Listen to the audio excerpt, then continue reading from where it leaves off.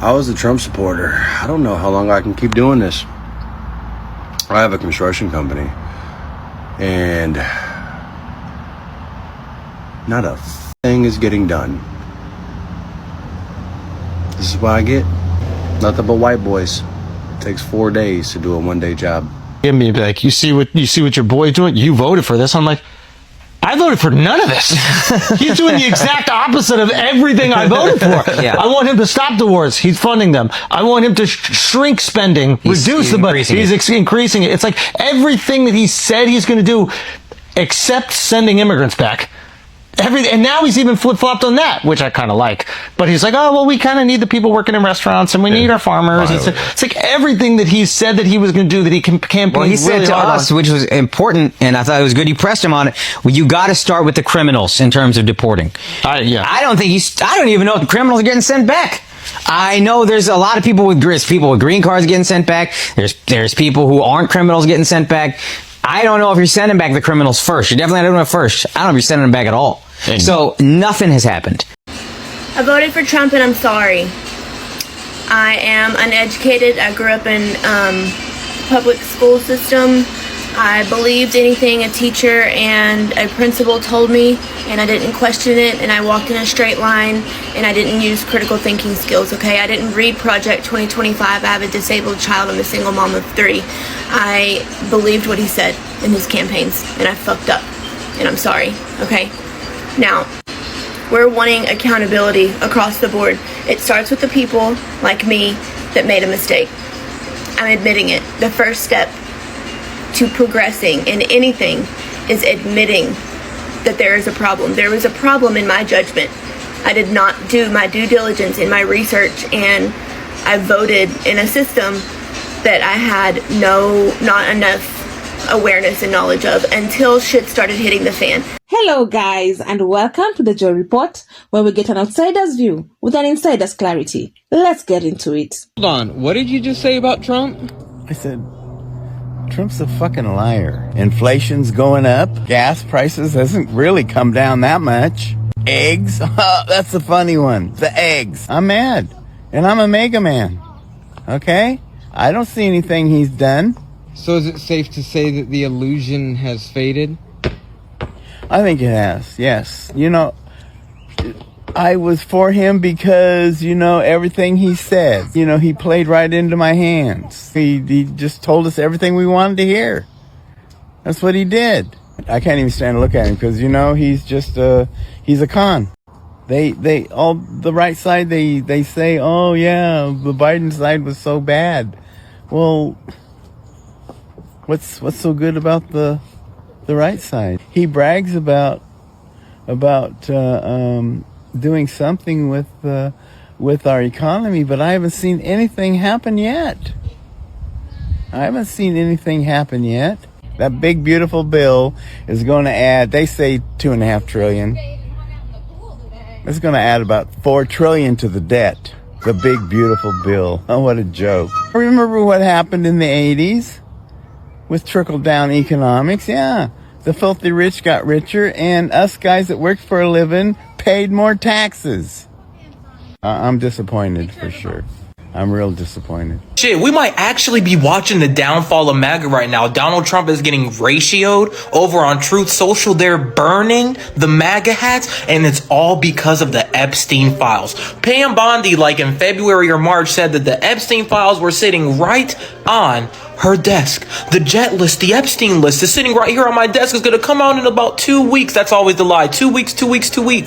And then all of a sudden it didn't exist. Pam Bondi, Kash Patel, the FBI has been under such scrutiny from MAGA. Donald Trump himself has been under such scrutiny because he's trying to say, don't talk about Epstein.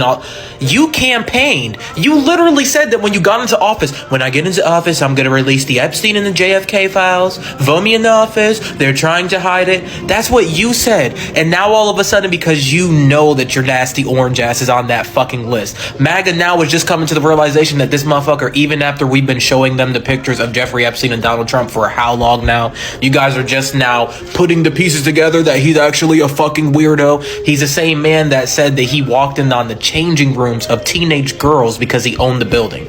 Why are you guys just getting hip to who Donald Trump is? As long as you're getting hip, I really don't give a fuck. So MAGA, if this is genuinely the downfall of your entire cult, please make sure during the next election that you don't vote against your self-interest, because we are all collectively not trying to go through this shit again. Something is changing in MAGA country. People who once praised DT with all their heart are now starting to feel something else. Regret. And it's not just one thing that caused it. It's everything. The economy, immigration, broken promises, and now the Epstein list. It's all crashing down. Before we proceed, all credit goes to the creators of these videos. Let's watch a few more clips and I'll come back with my commentary. How is MAGA responding to Trump saying that the Epstein client list never existed? Well, see for yourself. I'm a Trump supporter, and I'm going to tell you this right now. If this is the verdict, there's no Epstein client list. If we don't get accountability for the thousands of victims that were abused, then I'm jumping ship. And all of you should as well. This is all going in the trash. I do not support Trump anymore. He's a liar. He's a part of the deep state. I do not support Israel. I will not be supporting him anymore. He's part of the deep state. This message goes out to Donald Trump and his people. I've been asked before, what would it take for you to not support Donald Trump anymore? I always said, well, it'd take a lot. I've literally made thousands of videos on this app supporting you, sir. So if you're deciding that Epstein is the bridge that you're gonna burn, I got the match, sir. You're telling me there's no list after you told me there was a list. You're telling me that you don't care about these victims. This is a promise you made to the American people, sir. Non-negotiable. You've always been in tune with your supporters. Always. 100% spot on. Not this time, sir. You missed this one. I voted for Donald Trump in 2016, 2020, and 2024. I am prepared to die on this hill.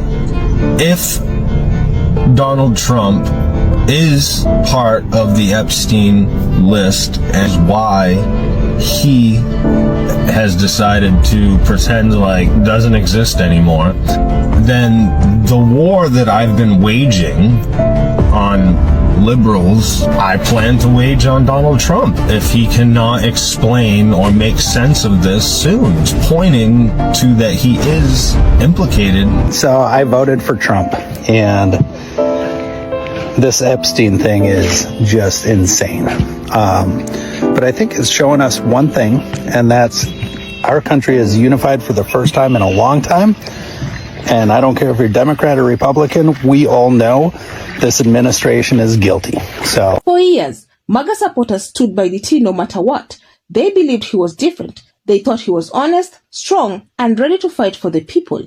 He promised to drain the swamp, fix the border, and help the economy. But now, in 2025, more and more people are realizing none of that happened, and some of them are angry, really angry. Let's talk about immigration first. DT made it a big deal. He promised to keep people out and protect American jobs. But guess what? Now farms across the country are struggling because they don't have enough workers, especially in places like Texas, Florida, and the Midwest.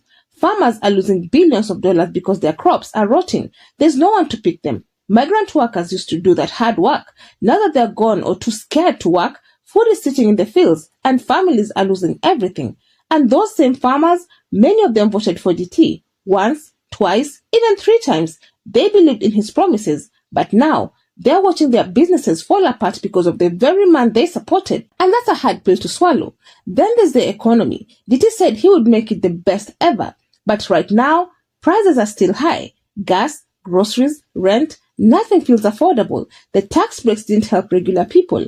Big companies got richer. Regular families, they're still struggling. A lot of folks voted for DT thinking he'd lower their bills. But now, they're realizing they were sold a dream. Even veterans, some of his most loyal supporters, are upset. Many feel left behind. Health services are underfunded. Housing is harder to find. And instead of helping, DT's team is more focused on helping billionaires and cutting government programs. The very people who risk their lives for America feel very ignored. And online, you can see the shift. Many MAGA supporters are now saying out loud that they were wrong. It's not easy to admit, but when life doesn't get better and the person you trusted made it worse, sometimes you have to face the truth.